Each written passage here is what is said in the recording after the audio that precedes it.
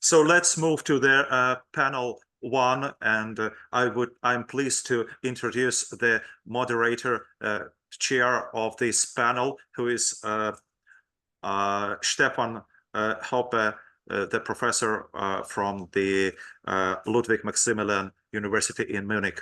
Please, Stephan.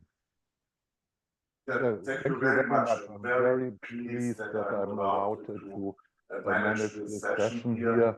You have an echo at the moment because you have your microphone on. So it gave just a very short introduction to Samuel Gruber, who is really well known here in this circle, not only an academic teacher in the field of Jewish heritage, but also someone who has a practical impact by his organization to build up plans and ideas and concepts how to deal with the Jewish heritage all over Europe. So, Mr. Gruber, the floor is yours. You have approximately and still 30 minutes with your paper and then the short discussion. Thank you.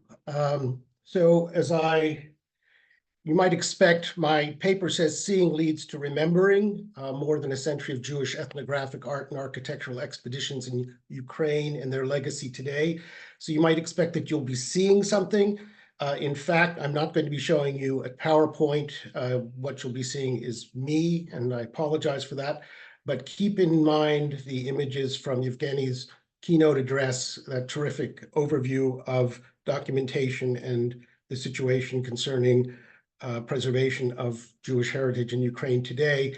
And what I'll present is something of a historical, if not a footnote, some ancillary information about the early documentations of that heritage, and then my role in that in the past decades.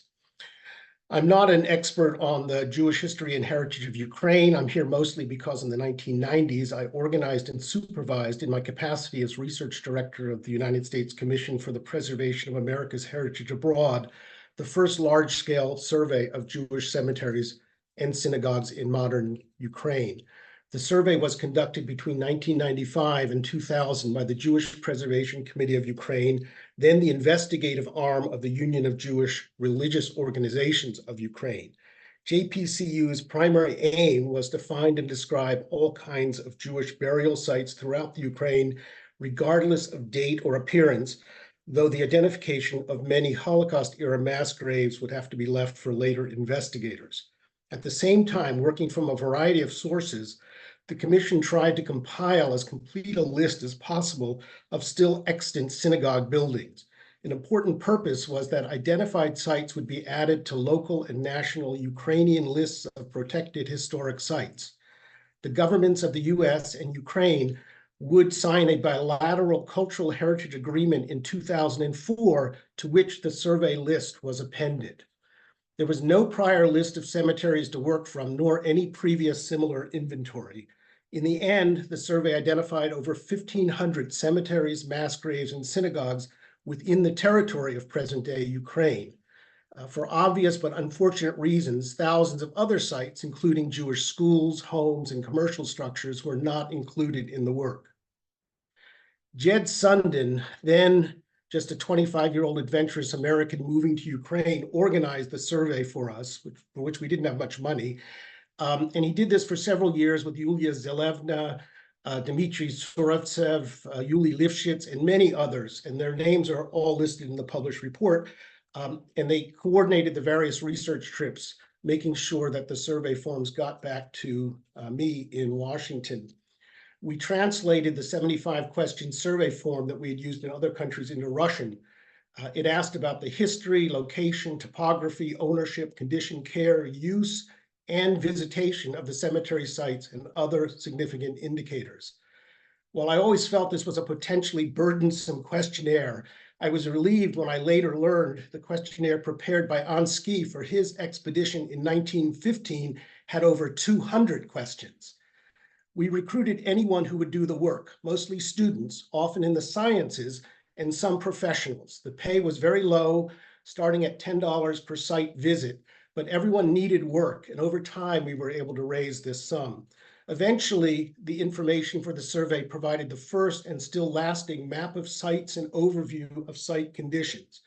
And beginning in 1997, the information was made available on the internet through the International Association of Jewish Genealogical Societies. The condition of the sites surveyed ranged from good, in some cases, not many, to deplorable. Site researchers cataloged a variety of threats from overgrown vegetation and erosion to vandalism, pollution, and nearby development. Over time, again, as intended, more and more Jewish sites have been added to the lists of local researchers and monument authorities. Photographs have been taken, but with few notable exceptions like Sataniv and Drohobych, generally the condition of most places has not changed, or at least not for the better. Conducting this survey was a difficult task. Researchers trekked from village to village, often unsure of the reception they would receive, and always uncertain about what remnants of the Jewish past they would find. In the words of Eleonora Sokolova, JPCU survey coordinator for the Oblasts of Kyiv, Chernivtsi, Poltava, and Vinnytsia, and I'm quoting, "All the time I had the impression of seeing ruins of Rome. The whole social and cultural layer of the Jewish shtetl had vanished. Only where some reasonable number of Jews still live can one find aisles of mostly vanished past. The once flourishing shtetls have become ordinary villages, sovkhozes, kolkhozes, etc., collective farms, that is.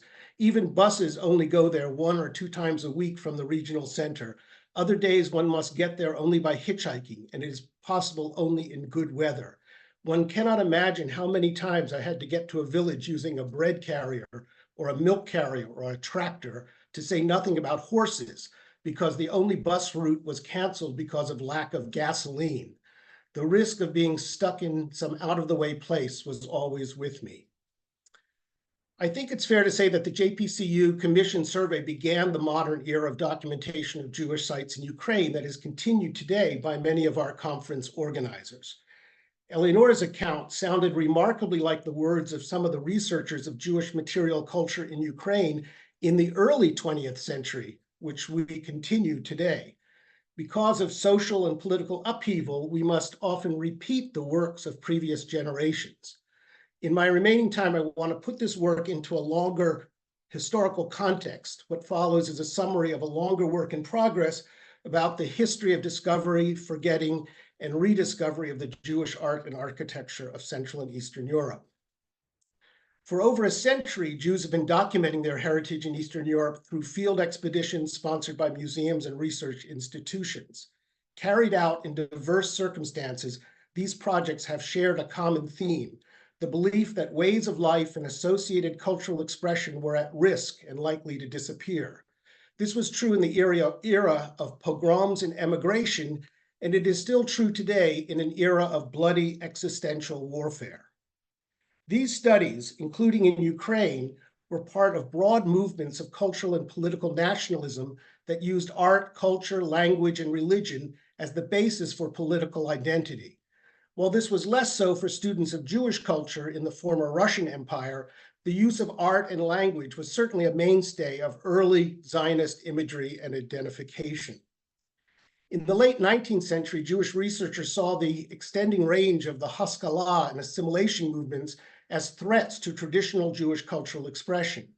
In the period between world wars, scholars and Jewish cultural activists reflected upon the destruction of World War I and realized the precarious nature of so much of the cultural heritage, especially of the material culture of Eastern European Jews. Since the Holocaust, and especially since 1990, researchers have rediscovered and examined the cultural remnants of Jewish life in Eastern Europe, like the broken shards of a shattered vessel. The worst fears of the interwar researchers. No, devastation beyond their wildest imagination had taken place. Modern expeditions have sought to rescue what they can of the remnants of the past from immediate neglect and eternal oblivion. Today, in a time of war, these threats to cultural heritage are again keenly felt. Undertaken at different times, but with common themes, these expeditions reflect the attitudes toward Jewish culture of their times. They also have served more than we often realize to shape consequent ideas of what should be regarded and what should be treasured of the cultural expression of the Jewish past. Now, more than ever, we confront the collections of these expeditions to help us see and understand a lost world. We are grateful for these compilations, though somewhat leery of their selectivity. What were the premises behind this work? What were the criteria used to choose what would be documented and saved and what discarded? Both old and new expeditions are to a substantial degree rooted in romanticism and nostalgia, despite their frequent claims to be scientific. Greater attention is always given to the unusual and unique, and sometimes the everyday and contemporary are ignored until it has entirely disappeared. Jewish museums were established in Austria and Germany in the latter part of the 19th century. The museum in Frankfurt was established in 1901. The influence of this and similar institutions and the cultural and educational philosophy that produced them spread quickly, and soon proponents of the collection and preservation, as well as the so-called scientific study of Jewish material culture, were active in Eastern Europe too. Polish Jewish historian and collector Mateusz Berson was one of the first to systematically record wooden synagogues and other Jewish antiquities. Berson donated his Judaica collection to the Jewish community of Warsaw, and a museum opened in 1910. The process continued until the Holocaust. The Jewish Museum of Lviv, was founded in 1934. The Warsaw Museum was destroyed by the Nazis, and the Lviv Museum closed by the Soviets. Today, the Jewish Historical Institute and Polin Museum recreate this role in Warsaw. But despite discussions for 25 years, there is still no Jewish museum in Lviv, though there are some small Jewish museums in other Ukrainian cities. It was the ethnographic work by S. Ansky and his colleagues in Russia, and particularly the Jewish Pale of Settlement under Russian rule, that really marked the new era of research into Jewish art and the broad and interrelated cultural expressions of Eastern European Jewish life. Unlike Berson, and even some of Ansky's St. Petersburg patrons who were passionate collectors of objects, Ansky was intent on collecting not just things, but ideas, beliefs, and perceptions. In this, he was influenced by ethnographic trends that were sweeping Europe in the face of rapid industrialization and political change, and prevalent with a new breed of anthropologists traipsing the globe to describe the unusual customs of far-off peoples. For example, German Jewish ethnologist Franz Boas began as an artifact collector in the 1880s and 90s, and by 1900 had realized that these artifacts were important only as the means to recreate a culture. Boas and his students were transformed from antiquarians and collectors to ethnographers. Shortly afterward, Jewish collecting and ethnography went through a similar transformation though Ansky's path differed from Boas's in a fundamental way. Ansky's interest began in oral history, including folk stories and magic, and only grew to incorporate visual culture after his exposure to the richness of Jewish art during his expeditions. Thus, he learned that material objects and visual art could amplify and clarify the meaning of the written and spoken word and its associated beliefs and customs. Ansky, who was born Shlomo Zainul ben Aaron HaKohen Rappaport in 1863, discovered the world of Jewish folklore and art because of his immersion in Russian folk culture. This followed a youth in which he had been well trained in traditional Jewish religious studies, but in which he then categorically rejected a Jewish life. After an exile in Switzerland, he returned to Russia in 1905, and inspired by I.L. Peretz, he returned to the Jewish realm. He began writing in Yiddish for the first time in 20 years, and as part of this evolution, he developed and led the extensive expeditions through villages of Volhynia and Podolia during the years 1912 to 1914, for which he is now considered the father of Jewish ethnography. His brainchild was the Baron Naftali Horace Günzburg Jewish Ethnographic Expedition, which began in July 1912. And for this, he assembled scholars and young field workers. And by the end of the first year, the expedition had grown into what Ansky called, quote, a survey of Jewish life on a national scale, if not larger. The expedition gathered material and artifacts for the Jewish Historical Ethnographic Society of St. Petersburg, which lasted with serious setbacks until 1930. The goal was to gather, study, and analyze historical and ethnographic materials about the Jews in Russia and Poland. Before his expedition was cut short by the outbreak of World War I, it had amassed, quote, 2,000 photographs, 1,800 folk tales and legends, 1,500 folk songs and mysteries, that's biblical Purim plays, 500 cylinders, these are wax cylinders of Jewish folk music, 1,000 melodies to songs and nigunim without words, countless proverbs and folk beliefs, 100 historical documents, 500 manuscripts, 700 sacred objects acquired for the sum of 6,000 rubles. Ansky wrote, and this is important, Jewish life has undergone an enormous upheaval during the last 50 to 60 years, and the losses in our folk creations are among the most unfortunate victims of this change. With every old man who dies, with every fire that breaks out, with every exile we endure, we lose a piece of our past. The finest examples of our traditional lives, our customs and beliefs are disappearing. The old poetic legends and the songs and melodies will soon be forgotten. The ancient, beautiful synagogues are falling to ruin or are laid waste by fire, and there the most precious religious ornaments are either lost or sold, often to non-Jews. The gravestones of our great and pious ancestors have sunk into the ground, their inscriptions all but rubbed out. In short, our past, sanctified by the blood and tears of so many innocent martyrs, is vanishing and will soon be forgotten. Following World War I, more surveys took place, mostly originating with teams in Warsaw and Lviv. The Lvov Museum of Jewish Art, building on the collection of Maximilian Goldstein, was set up as a result of the survey, collection, and restoration of Jewish folk art in Eastern Galicia and Lvov, undertaken by the Commission for the Preservation of Jewish Art, established in 1925 by the Jewish Community of Lvov. Historian Meyer Balaban expanded upon Berson's work, especially with photography, and he's best known for his detailed historical studies, but he illustrated these with hundreds of photographs that he took on site in his travels. As a founder of the Institute for Jewish Studies in Warsaw, he helped institutionalize the study of the Jewish past. He was a patron of an association of Jewish students, important, whose goal it was to preserve Jewish culture, quote, by photographing the historical remains which are being lost irretrievably every day. 3 exhibitions of Jewish folk art were held in Lvov, 1894, 1913, and 1933, paving the way in 1934 for the museum. At the time, Balaban wrote in 1924, quote, "We still have time to save our relics, but if we do not do it right now, if we do not start this job at once, everything our fathers were for 9 centuries will perish utterly." Some of this material is now preserved in the Museum of Ethnography and Artistic Crafts in Lviv.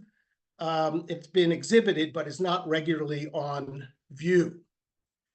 While Balaban and others began recording information, photographing Jewish sites, and transcribing inscriptions, they could not foresee that in 20 years, the final solution would extirpate the Jews living in Poland and Western Ukraine, and gravestones would often be the only material proof of their long inhabitants. It was Polish architectural historian Oskar Sosnowski, creator and director of the Institute of Polish Architecture at the Polytechnic of Warsaw, who then launched the most ambitious and lasting program to document Jewish art in 1923. Simon Zajic, a student of Balaban and Sosnowski, took a leading part. Backed by the Institute and later too by the Central Office of Inventorization of Historical Monuments, created in 1929 within the Ministry of Cults and Education, Zajic undertook to create a systematic inventory of Jewish monuments in Poland, which then included large parts of what is now Western Ukraine. He and his team took thousands of photographs of synagogues, cemeteries, and artifacts and prepared detailed descriptions. Architects from the Institute of Polish Architecture took hundreds of accurate measurements of synagogues, and copies were made of polychrome decorations. Shortly before World War II, the Institute took preliminary steps for the publication of a major work on Jewish art in Poland. Then, in September 1939, Sosnowski was killed. In 1940, Zajic and his family were confined to the Warsaw Ghetto. With the help of his former professor, Stanisław Herbst, they escaped to the Aryan side, where Zajic continued to write until he was discovered and killed on June 4th, 1943. Between 1939 and 1944, the Germans wiped out the Jewish population and most synagogues vanished, along with their rich fittings and furnishings. The materials collected by Zajic's team suffered too. The Institute of Polish Architecture was burned in October 1944, but the staff saved some of the measurement files, which were returned to the Department of Architecture of the Polytechnic School of Warsaw after the war.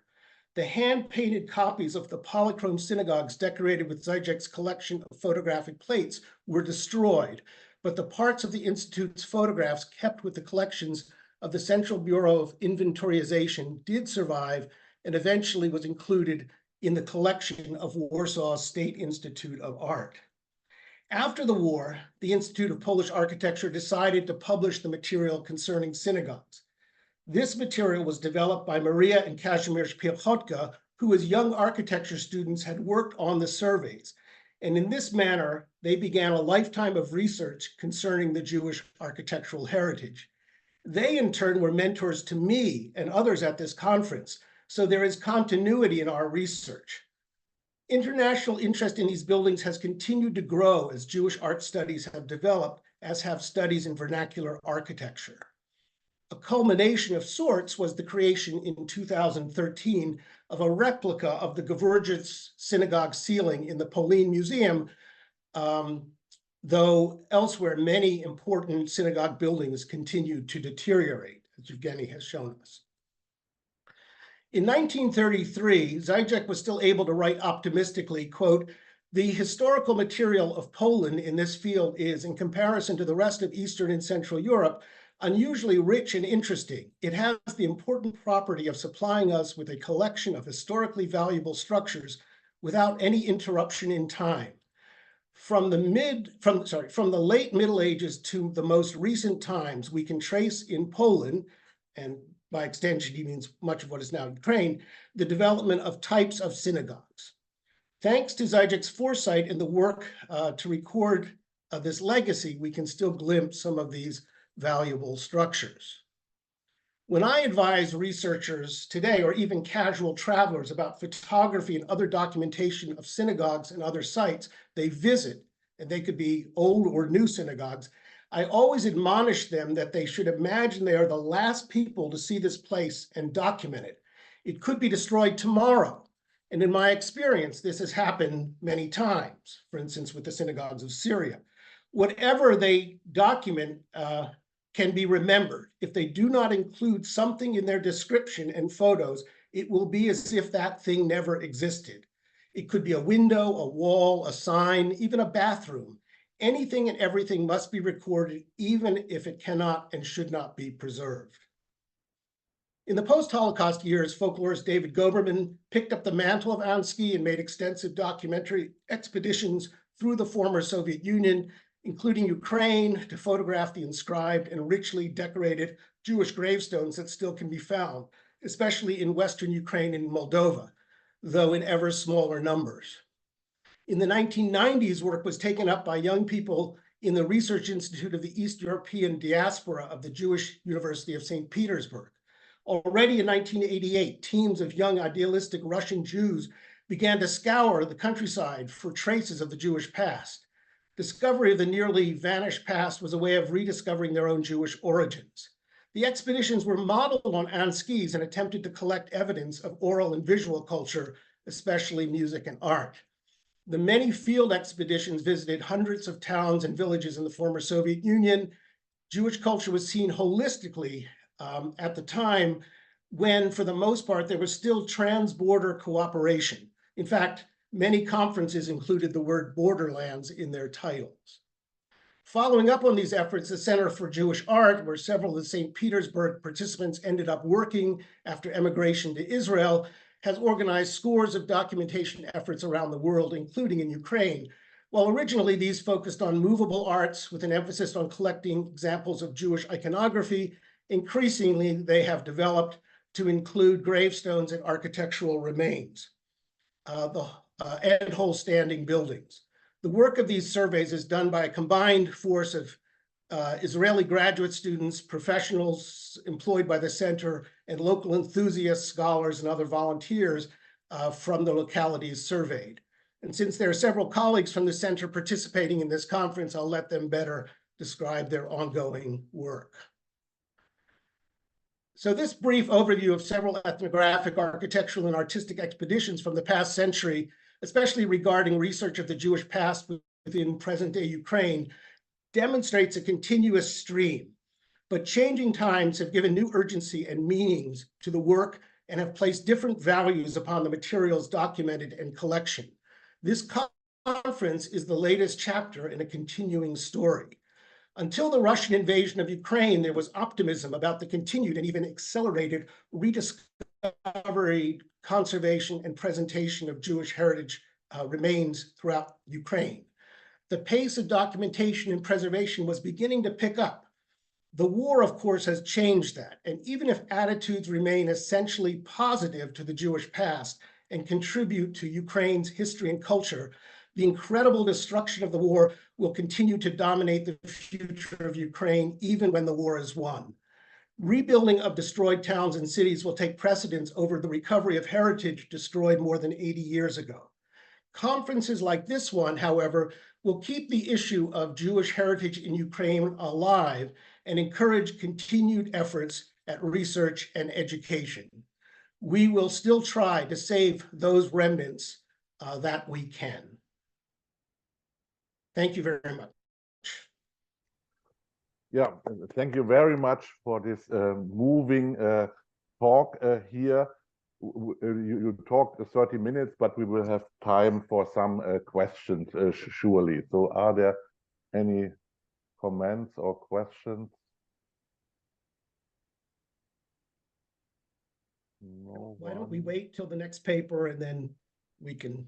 Yeah, okay, we can do this. So then we have to move mentally a little bit from the 20th century to the 21st century, and it's really a great pleasure to introduce here with Piotr Kuroczyński and Jan Lutteroth, and a trained architect, Piotr Kuroczyński, and an art historian, Jan Lutteroth. And they will present a small project. I'm also involved a little bit.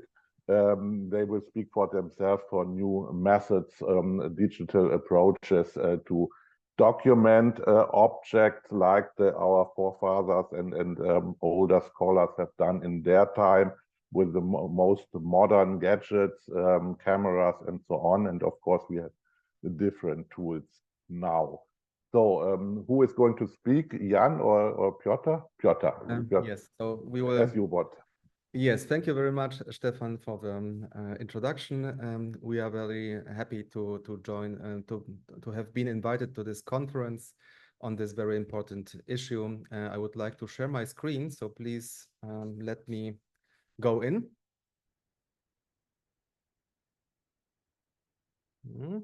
I need the permission now. Okay, now we have it. So yes, so Jan Lutteroth and we want to take you on a journey into a digital Jewish cultural heritage in education and research, from the German and Polish experience to the Ukrainian perspective. And we would like to start with the topic of a 3D and cultural heritage. And to give you an introduction where we are today in digital 3D in cultural heritage, and we call it Wild West. So we all know 3D reconstructions like Ridley Scott's Gladiator and the big picture of ancient Rome. So nowadays our students know ancient Rome because they saw this film, and or they visited the Reichs-Engelhorn Museum in Mannheim, and they have seen 7 years ago the beautiful reconstruction of Rome done by our colleagues from Darmstadt, Faber Cortial, or they are just playing video games, so-called ego shooters, where they experience the past and the cultural heritage. And our message here is that all that you have seen is now accessible for us, researcher. There is a diversity of property formats. It means that we use different software packages. There is a missing interoperability in digital content. Everybody is working on his own for his own on closed repositories. There is no documentation, so I cannot ask really Scott on the sources that he used for the reconstruction on Roman Gladiator. And there is unclear rights and licenses. So we are questioning the seriousness of what we are doing here in the cultural heritage with the 3D as upcoming technology. And this is the starting point from our thoughts on a concept, how we can move 3D reconstruction that is used in humanists, so for art history or archaeology, we know it, how we can use it seriously. And we call this concept scientific reference model. And it is referring to something that appeared in the construction industry and in the city planning 20 years ago or 15 years ago in urban planning. Because these serious industries where billions of dollars are spent, ask themselves how they can use 3D seriously for planning, documentation, and management of built environment.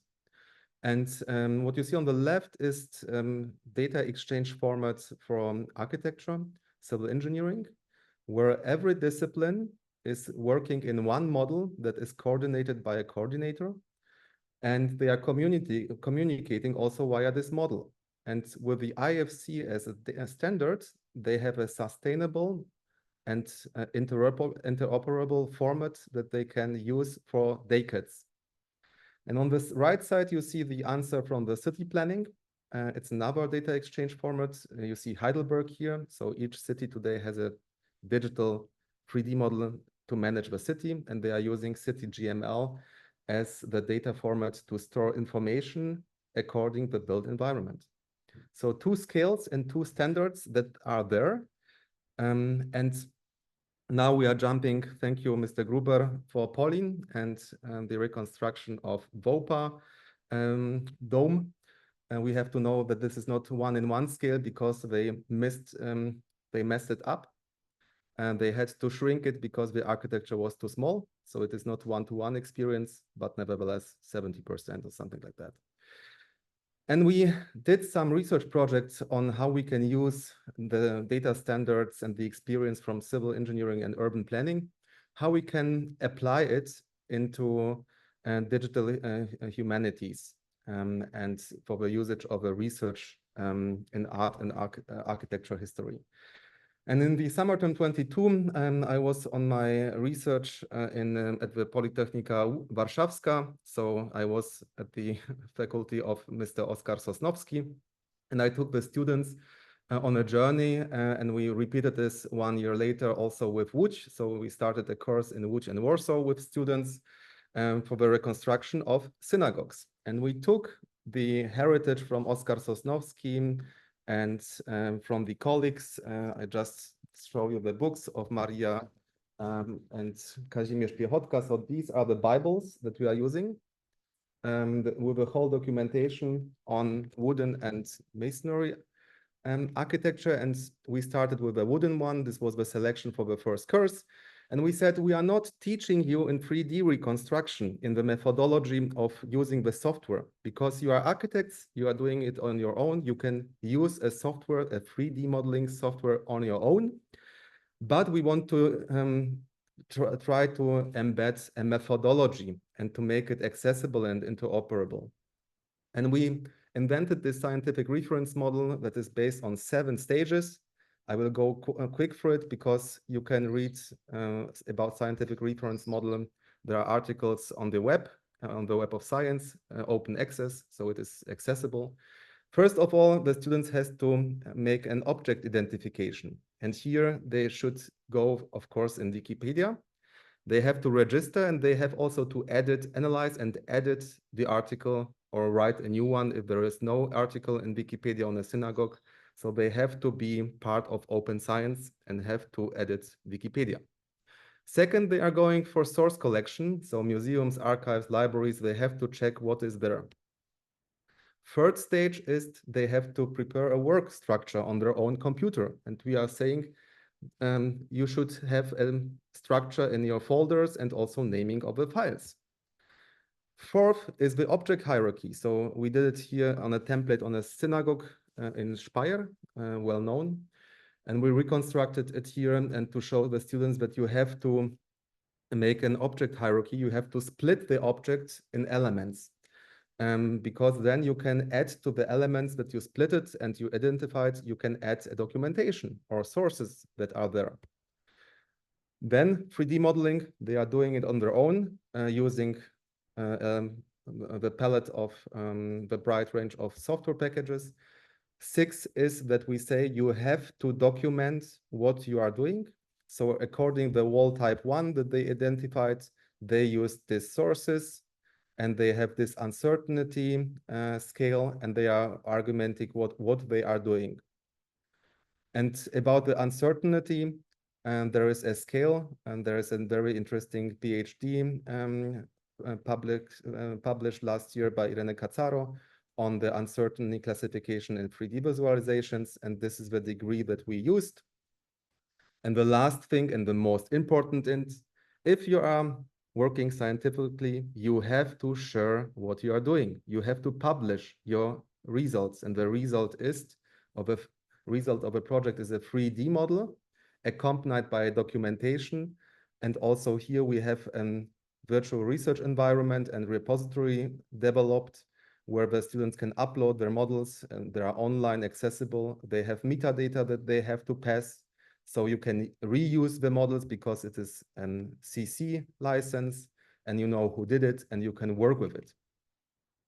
And this is VOPA, one of the synagogues that we used further. So this is in our viewer that we developed on the web.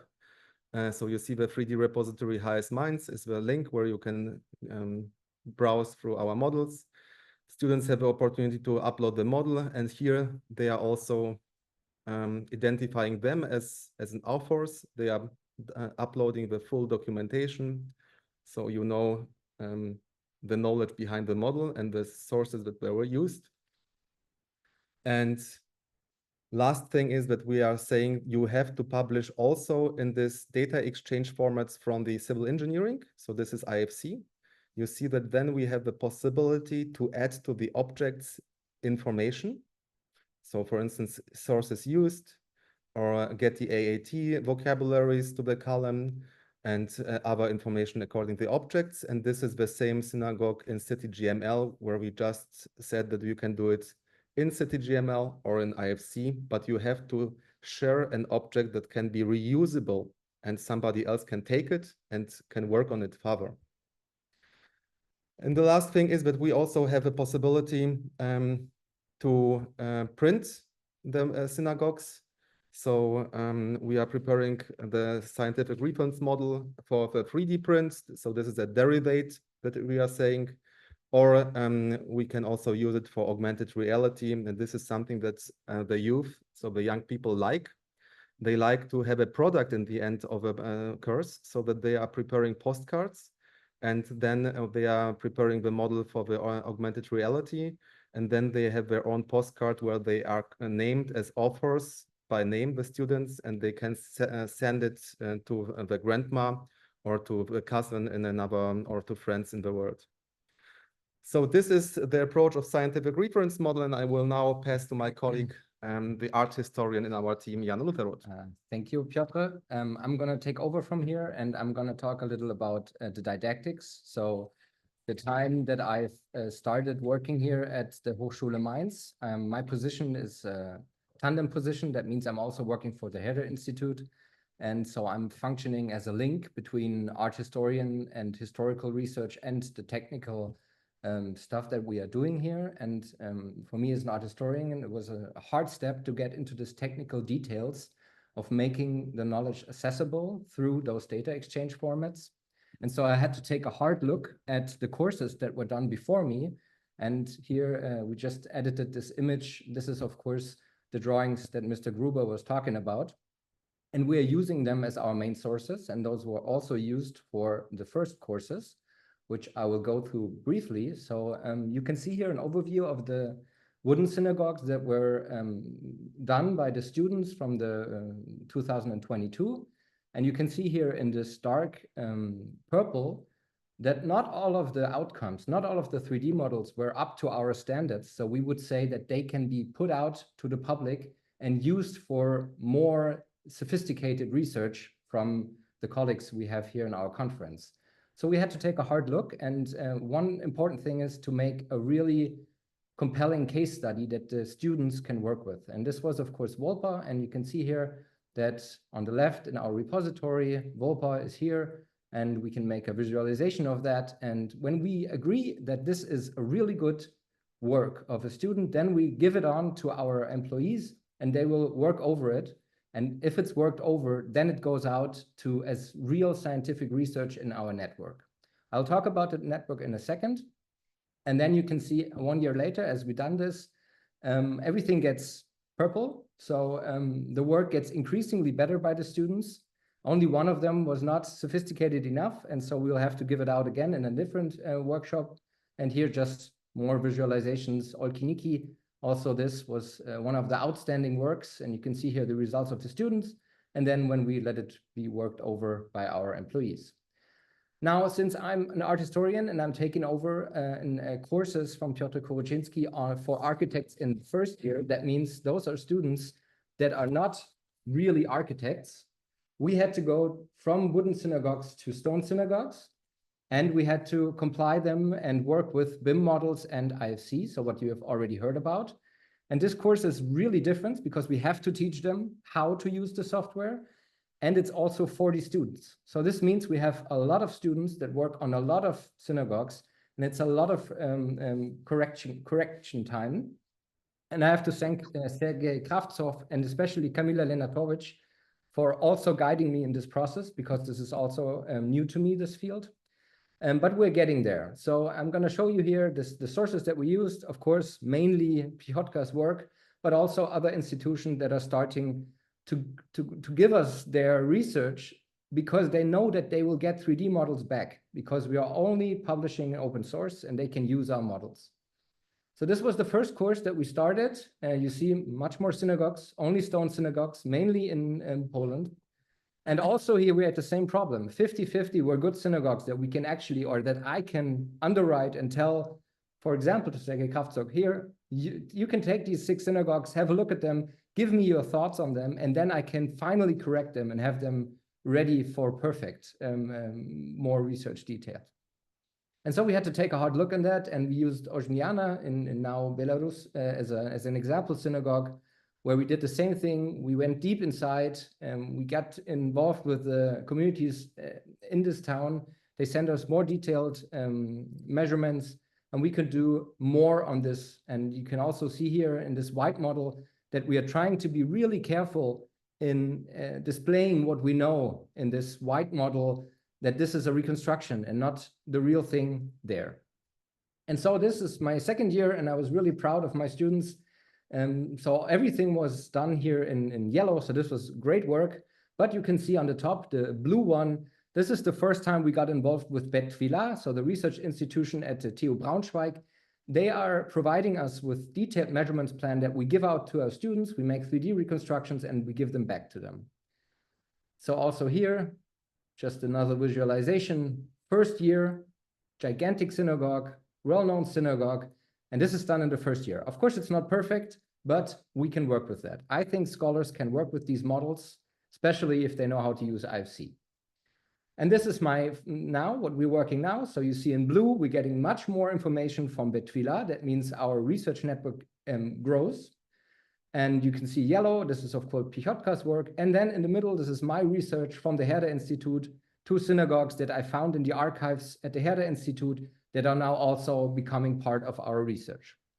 I have to go quickly because I don't have enough time, but we are also trying to get this information into the European scale. We're working in an Erasmus Plus program called Cover, where we choose our best students.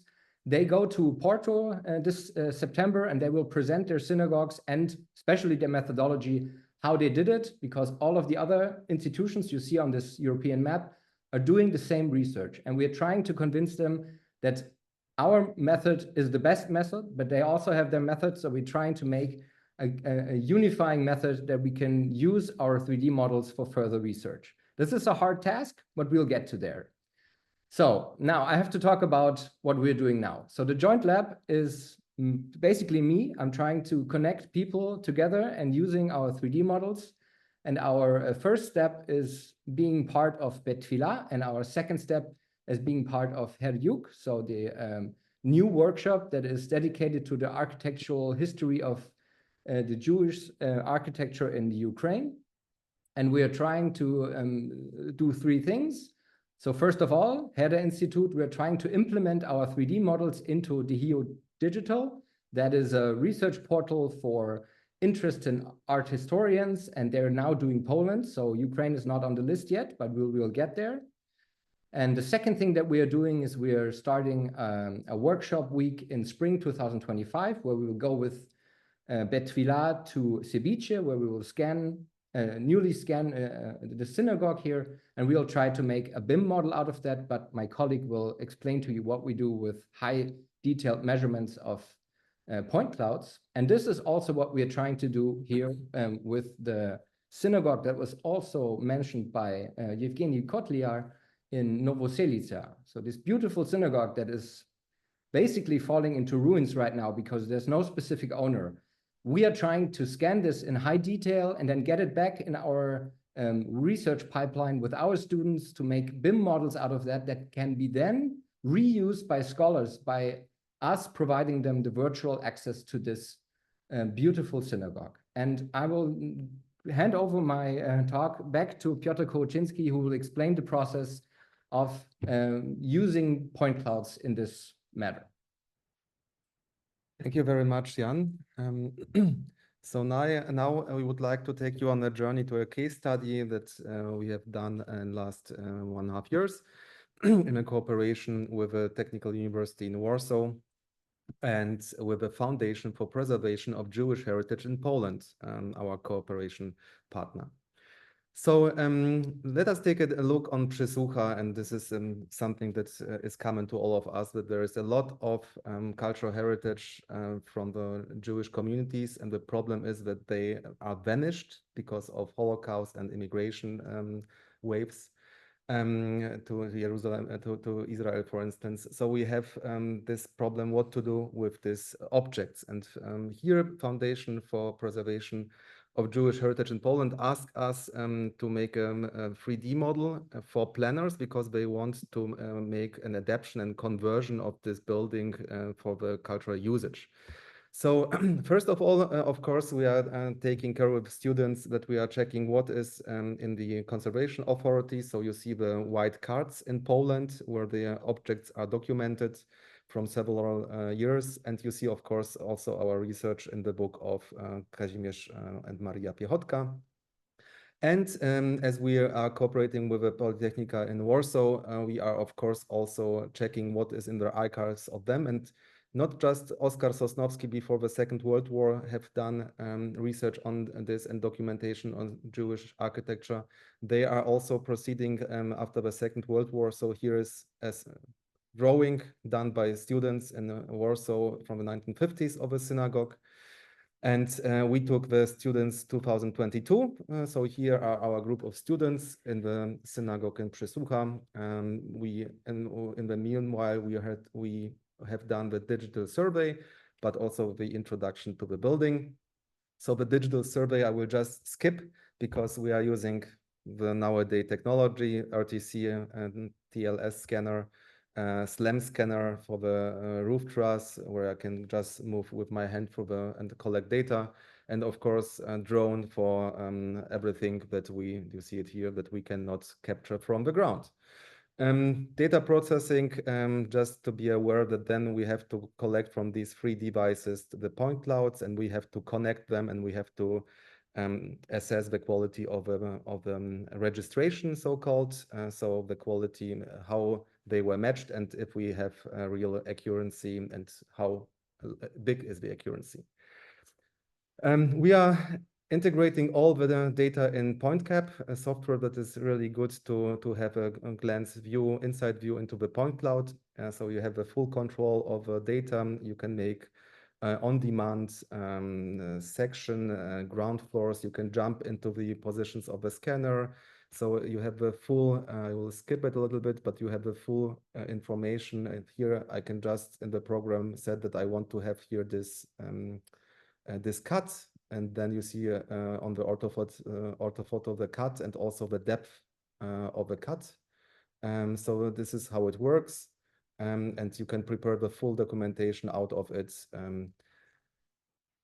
So in the end, we have this beautiful 3D documentation on orthophoto maps for the documentation. But for us as 3D artists and scientists, this is boring. So we are just putting the orthophoto maps and the documentation on layouts, passing it to the conservators because they say they cannot manage 3D, so they want it in this form. So this is something that we are working now in Germany with the conservators, just asking them that we should go for the digital turn too, so not just plain 2D drawings, but also 3D. And this is what we are now developing with general conservator in Rheinland-Pfalz in Mainz. We are checking with them the possibility of the usage of heritage BIM, so the standard from the civil engineering. And you see here our documentation. So we have a full documentation of the synagogue, but it is not drawn by hand, but it is coming out of the 3D model that you see above. So we are on the base of on the background of the 3D point clouds. We are modeling the synagogue in different details, and we are attaching different information to the model according to the requirements of a conservator. And this model can be passed for management and also for conversion or for planners to do something with the object. So this is one thing that we have beautiful models, and I wanted to just to show it here that I can walk through the building and we can walk into the synagogue here, and you can just walk through it and you have a full documentation of it. But the most interesting thing for us is that the model is not a dump model. The model is something serious. And that's why we would like to show you what kind of possibilities do we have. And we will take a closer look to the Aron HaKodesh here and this stucco in Przesłucha. So all the objects that you see here, they are built as separate objects, and all the objects, if I click on it, I have a possibility in BIM supporting software to attach classifications and properties that we have prepared with a conservator. And this is something that we can develop a standard that planners can just import the whole classification. We call it here heritage BIM classification. And if you import it, you have, for instance, the possibility to check the objects and to add information to the objects. And this is something interesting for the conservator and art historians. So I enlarged it here. In our case study, we did authenticity or style, architectural style, who was the author, material, Getty link, and you can choose elements from here. So this is from Przesłucha, the column, to show you that regarding the resources that we have and the aim of a project, we can then define the level of information need according to the geometry and information and document attached. And this was what we presented here, that you can model the same column in different details. And you can also say that from this line 3, we are splitting it into 3 parts. And in line 2, it can be represented just as one element. And then you are also checking what kind of information you want to have attached to the elements.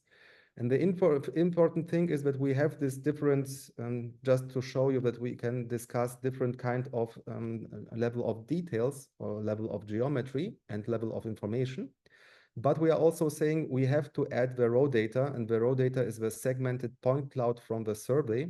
So in the 3D model, there are models that can be more abstract, but there is also the representation of the point cloud from the survey. So you have also the deformation and more information also on colors. So you see it here, we just reduced the accuracy to 1 centimeter because it is not more needed for us in this project. So to end up, now I need 3 minutes, but this is the most important thing. You see here a free viewer, data viewer. You can download them for free, where you can check the point clouds. And we are now here on the left side, you see in BIM Collab Zoom that the point cloud is on. So we are checking the point clouds that we can just send you, and you can browse through. And there is also, you see in this, you can embed here point clouds and models. And now we will open the IFC model out of our software.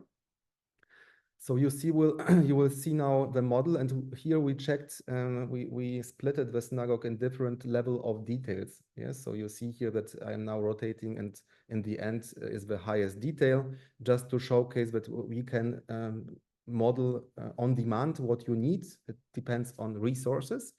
But here you see that we have also, clicking on it in the highest, you have the information attached, and this is the most important thing. This is not a dump representation, but here you can add information, for instance, from our heritage BIM classification. So if you in your project say you have to use this classification at this prepared, the planners or the modelers can use it in a way that you can do something with the model in the end. For instance, research. Here will be a failure, a mistake. So in the heritage BIM, you can check it. Here is period Romanic, and this is completely nonsense. So here you have a possibility to communicate via the model. And this is, I will call it WhatsApp for the civil engineers. So in this software, the proof software or collaboration software, you can make issues. So you are just saying, okay, here's something wrong. It's a critical project. You are assigning it to a colleague, and you can send this like an email in a format BCF. You can send it, and you will see it that the architect will open this BCF, BIM collaboration format. He will open it in his software. And then now we are in the software of the architect who was responsible for it. And now you can open here the issue manager. And here you can import issues, so the so-called BCF.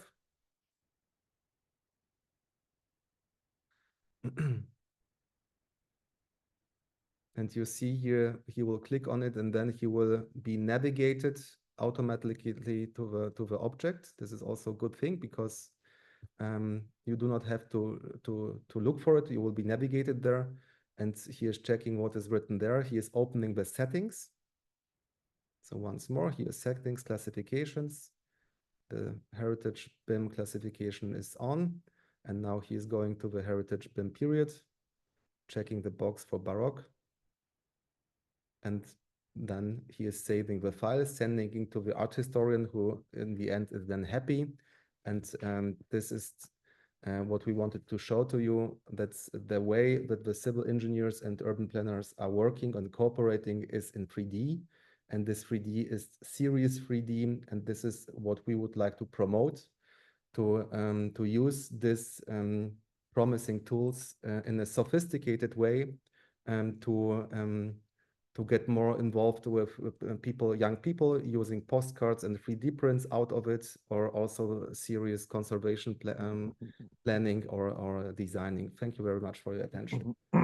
Yes, thank you very much, Piotr and Jan, for this myriad of new thoughts and concepts. But you talked, I think, fitted quite well to the first paper, because it's all of the kind of long-term cooperation. Of course, now we have other concepts and tools, but the basic ideas is that we collect information on different campaigns and have to care about the storage, and sometimes this is in danger, or even now digital data and so on. So thank you very much. Now, are there any questions, comments? We have 5 minutes, I would say, and then we have here a break.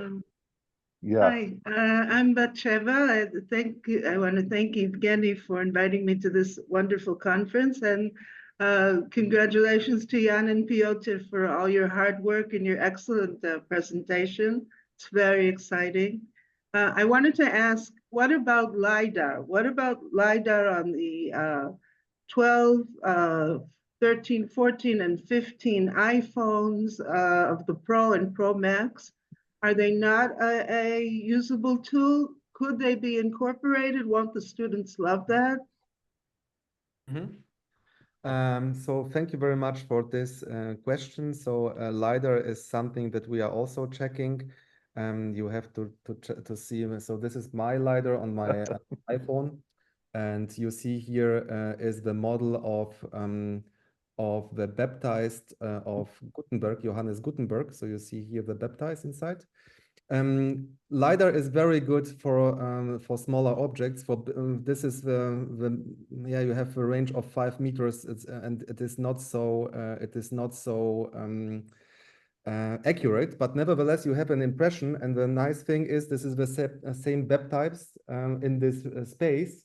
So you see that I have, and this is really in detail. So for something like that, this is great. But for space, still nowadays, it is not so well established. I think this is a question of time. And indeed, a very good question, because nowadays the TLS scanner costs, what you have seen, ours, 70,000 euro. And this is something upcoming technology that everybody will have it in his pockets, and this will be open science. If they will share the data in a proper way with us. So I think that there is something upcoming, an interesting topic that you mentioned. And nowadays we are showing it to students as a nice thing to have, but in our research projects, it is still not the quality for bigger structures to have it in a proper way. Thank you. The next question is by Ilya Rodov. Yes, thank you very much. Thank you for your fantastic presentation. And really, all these are fascinating tools for didactic targets and for educational work. And one of your questions was to which extent could it be scientific source? And I think here we have some problem, because whatever will be these presentations, our research work is based on evidence. And we have very limited evidence in most of the cases when we're speaking about the synagogues that are no more existing or badly damaged and so on.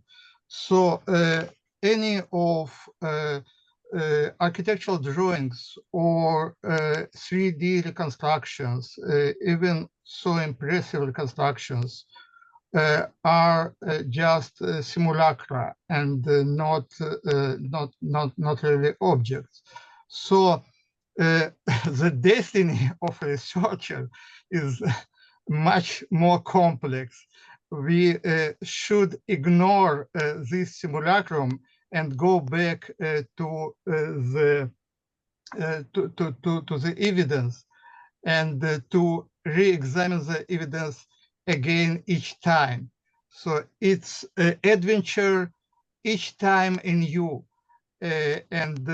So I think researcher may use this data for maybe general surveys or classification, but not really for profound first-hand research work. Okay, so maybe a skeptical note. Thank you very much. An answer, Piotr or Jan? Short answer? I can answer on that.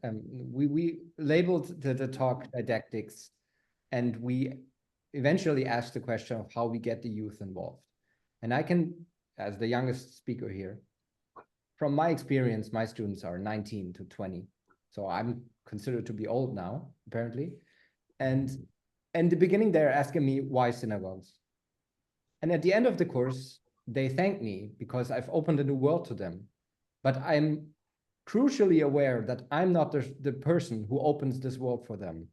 It's you researchers, and I read you, and I pass this knowledge on. But you cannot expect architects to read that. They will not ever do that. I have to break it down in portions. And if I have one student who thanks me and says, this is interested, and I'm really thankful that you opened this world for me, then I'm fine. So, and I fully agree with you.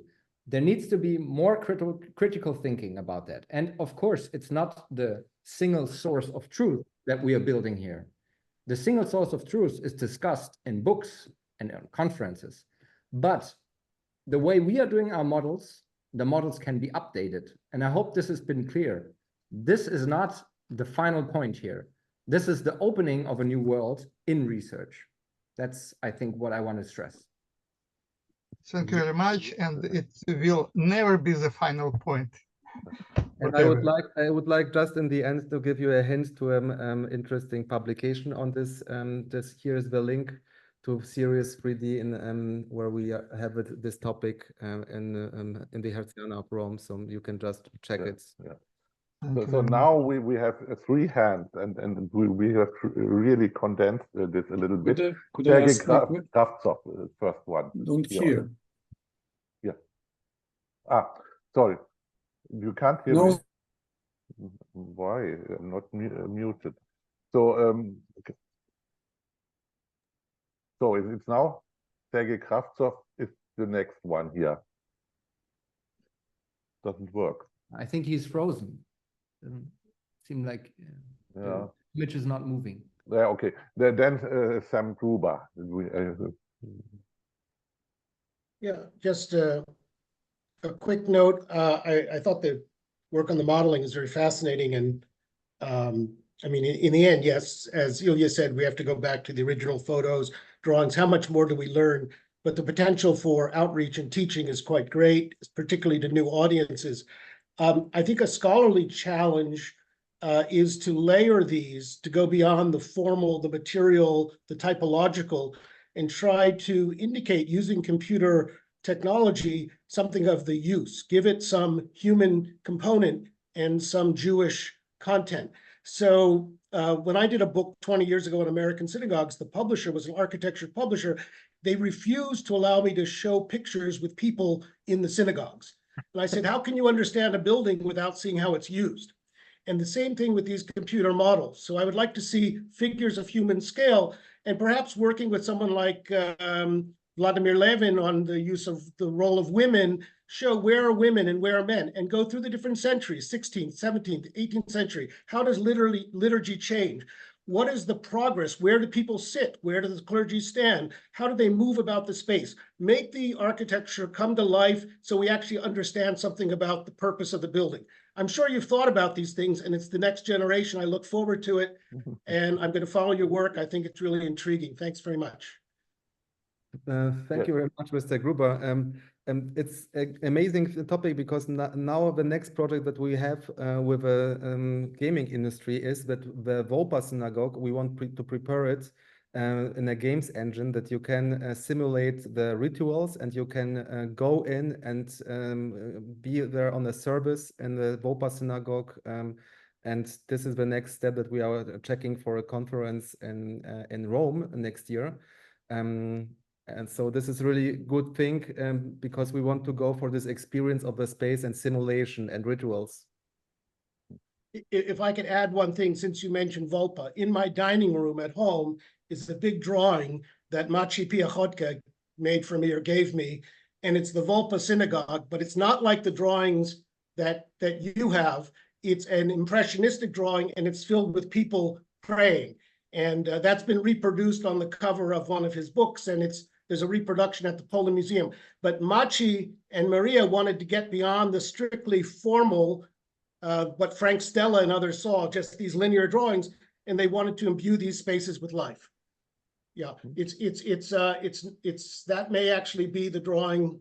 Is that the original copy of the one? No, that's, I'm sorry. Mine is a little different. It doesn't have the side pavilions. It's only the central sanctuary. Yeah. But yes, so it's great, but I look forward to it. Very important point. And now Elena Solomon is the last one here allowed to ask questions. Hi, I just have a very quick question. So you mentioned right at the end that there's the capacity to 3D print these models. So I wanted to ask, is there someone could download a file and actually print any of the museums that are on the site? That's very interesting. Thanks. Yeah, for the printing, it's a different course, and the models have to be remodeled a little bit because you cannot have like too detailed structure. But we encourage our students in a different course to take the models, refurbish them for printing, upload a different file format, and you can download it and print it on whatever 3D printer you have. And you can see here, since we're also modeling inside, so you can also just print halves. And this can be scaled in size to whatever you want. And I've been to Paris to the Jewish Museum, and I've seen Volpa in a handmade model from the 1950s. And the problem was they were just crammed into one room, and this would never do any homage to this beautiful buildings. Like this room in the Paris Museum was actually not my favorite room. And because of the models, they were so beautifully handcrafted, but you couldn't look inside. And of course, research is evolving, so we have to be able to evolve also the models. Okay, thank you very much for the speakers and the audience for this lively discussion. And now we have to make a cut, and I think everyone has his lunch break, and we will continue in the afternoon. Okay. One short notice that indeed we have the lunch time now, and we'll get back in 45 minutes at 3:10. At 3:10 in 45 minutes. So see you a bit later.